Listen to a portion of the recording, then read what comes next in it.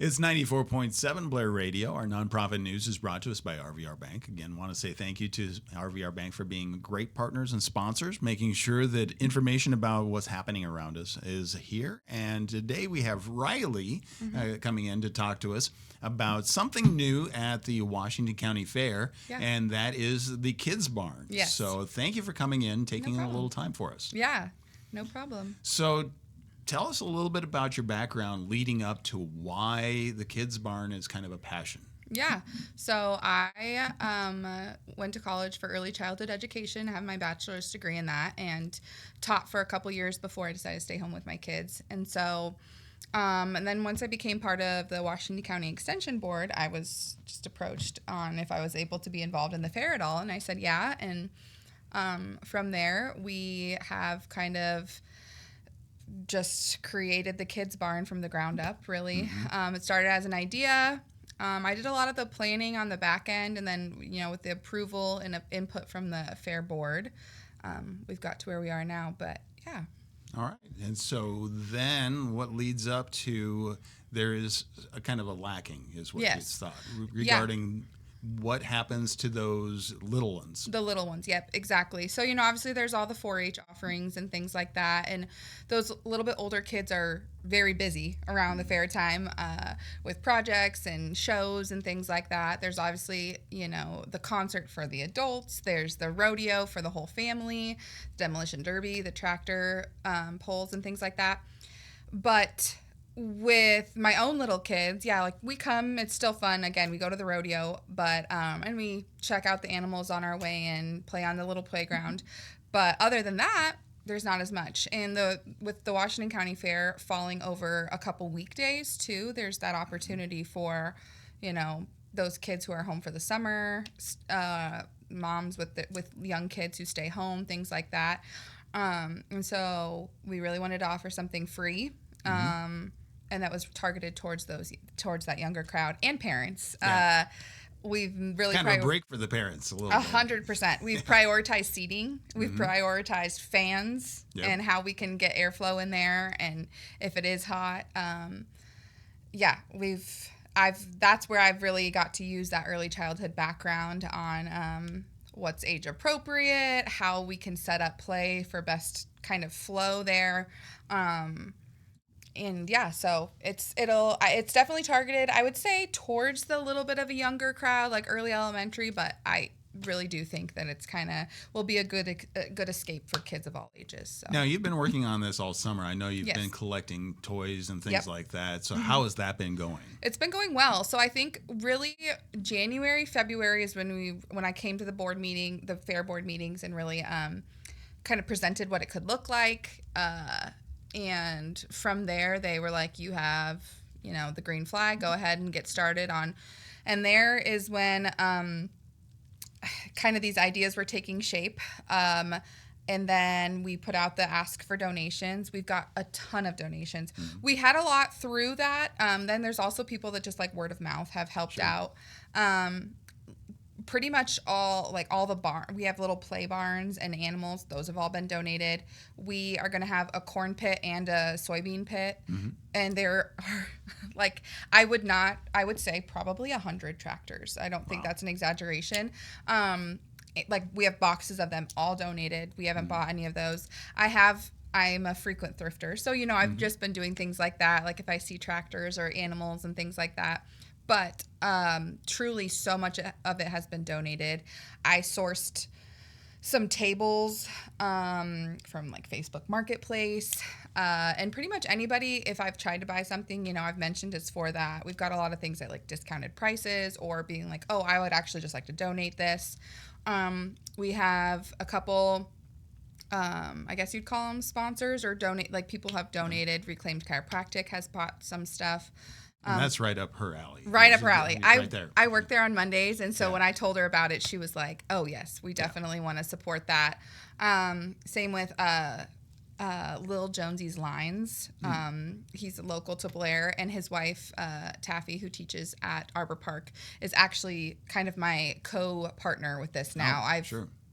We were really looking for somebody to help me kind of manage it during the fair. I can't be there the whole time. Well, and that's what I was gonna get into that. Yes. Because do you need volunteers to be Yes. able to run this? Yep. So with those donations we've got, well, then the other piece is we need volunteers to run it. Now, when we say volunteers, we've made it very clear there will be signage. Again, now you've got 2 teachers involved because Miss Jones is a teacher.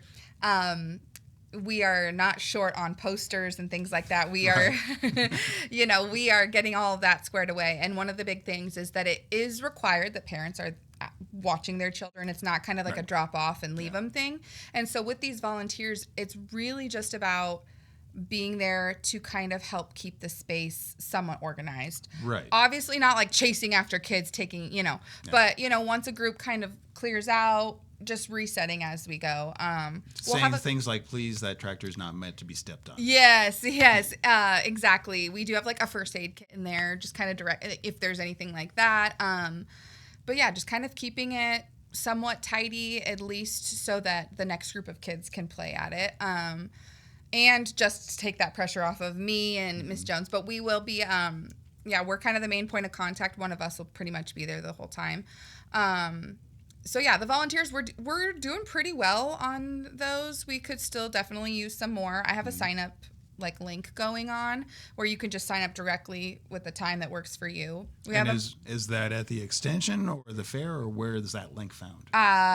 It has been found on, there's a couple places have been sharing it for me, thankfully. Sure. Yeah. So the Washington County Fair Facebook page, it should be on there. It also, RVR Bank has posted it, which is awesome, and we're thankful for them. And they've also offered to have their employees be reimbursed if they choose to volunteer, which is awesome. Yeah. Those are the 2 places for sure.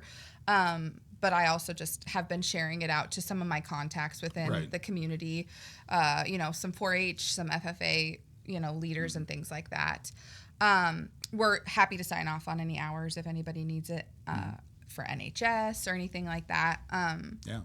We have like a women's life group that signed up to work together, during a shift, things like that. So, yeah, we do need volunteers, and we're going. It's going well with that. Right. The other big thing that we've been sourcing out is I have this idea of like it not just being a play space, which is awesome in itself, but I would love to like just keep bringing the community in how I can, and so I have been reaching out trying to get some presenters. Now, sometimes that scares people away because, what presenting? It's really just like bringing people in to talk about something that they're passionate about, to teach people the true, although we want this kids barn to be for, the breaks for the parents and just a spot for the kids to unwind. It's also about like ag literacy, learning about agriculture, learning about how important it is to our community in Nebraska. So when you're in there, you'll find posters on the walls talking about Nebraska produce and things grown in Nebraska, the importance of them, farm stories, things like that. So the other piece of that is having those people who are willing to educate about certain things. Right. So, or even just bring in fun activities to do. So I do have lined up some beekeepers. We're going to do actually 2. I actually had 2 reach out, and I'm like, I'm not going to say no to anybody. That's awesome. And we have 4 full days to fill. So we have a couple people going to come speak about beekeeping and honey and the importance of that and pollinators. I myself am going to do a read aloud, which is so exciting because that was one of my favorite parts of teaching. A read aloud with a little activity. Mrs. Jones is going to do that. We have the Blair Library that has been nice enough. Wendy approved Miss Kaylee, the most awesome children's librarian ever. She's coming out and she's bringing whatever her heart desires. She's doing she's going to be there from 9 a.m. to 1 p.m. or actually 9 a.m. to 12 p.m. She'll be there for cleanup and stuff like that. But that whole first morning, she'll be there, read aloud, a craft activity. So yeah, we're just kind of bringing in the community. We're going to have a fair board member read a story, whether they like it or not.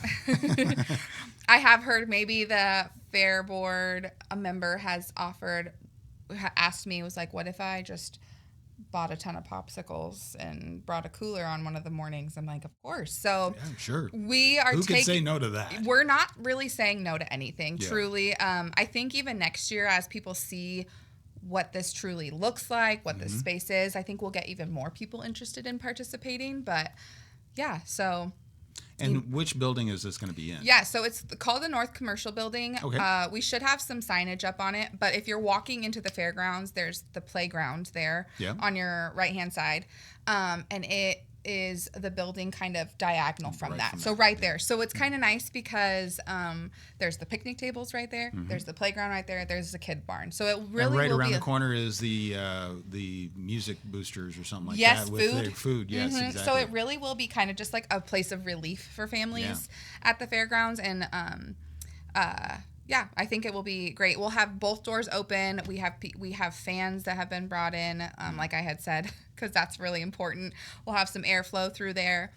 And so it's going to be the same building year after year because that was my question, because next year grounds are going to look a little different. They are. And that was, I have so much respect and like appreciation for the fair board. They have been like gung-ho about this from the beginning. Yeah. A lot of them have younger kids or, just kind of aging out of where the kids barn would be really cool for their kids and understand the lack of it. There's been the ag zone. There's been some really good effort to have some kids interaction on the fairgrounds. But what I was hearing feedback wise and that I took into consideration was that they want something sustainable, something that's not like, okay, you get this off the ground this year and then it's just like something different or doesn't happen. Right. The goal for this is like longevity. The goal for this is that even if I plan to be, involved in it for years to come, but it has now been established and all the supplies that have been donated are now ours to keep and store and use again. So I just am very hopeful and excited that I know that this will continue on into the future. Yeah, and we always want to build something that lasts beyond us. Yes. And so, again... It's more permanent. Right, and I spoke with some of the board members the other day, and the whole goal is try to evolve and be able to bring in more things, new things, to be able to attract the next generation. So. Truly. And I, being somebody who's just attended the fair before and now seeing this like inside look on all that they do for the fair and the community has just been like so rewarding for myself, and then just given me the motivation to really make this successful because they're working so hard to make everything else part of the fair. So it's been kind of fun to take maybe something off their plates a little bit and just, as long as you guys are good with it, obviously I've checked in, I've come to meetings and things like that, but they've just been like, what do you need from us? We'll make it happen. And you're tying in the relationship with the extension and the fair board. Yes. So that is, that's... A lot of like the things you'll see that are hung on the wall, I reached out to the extension office and like, what are some stuff that you guys use for, your education, your ag literacy, things like that. So everything that's in there is by support from the community, whether it be the extension, whether it be just people sharing. I have, every time I talk to somebody, they're like, have you reached out to this person? Here's their contact. You should, so that's been awesome to do. Yeah. All right. Well, again, the fair kicks off the 31st. It's the last Friday of the month is normal. It just seems later than normal. It seems later, but it's still the last Friday. It's still the last Friday. And then it goes through the following Wednesday. Yes. The fair barn, or the kids barn specifically, is open.